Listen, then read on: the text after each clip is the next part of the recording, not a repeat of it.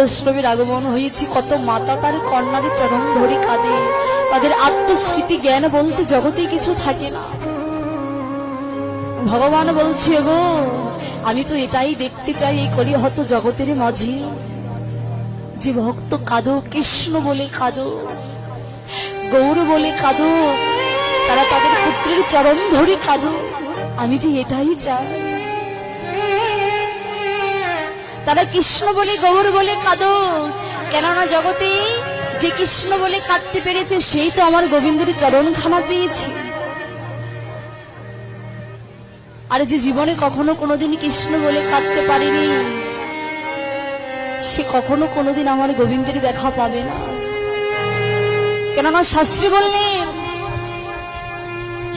বললেন হরি নামে কৃষ্ণ নামে যদি না হয় অশ্রুপান, জানিবে তোমার দেহে আছে।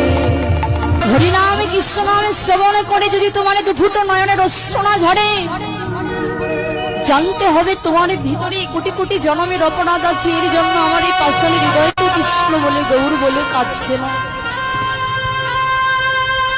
ভগবানকে পাওয়ার উপায়, জীবের একমাত্র উপায় হচ্ছে জীবের প্রেম আর ভক্তি আর নয়নের অশ্রু।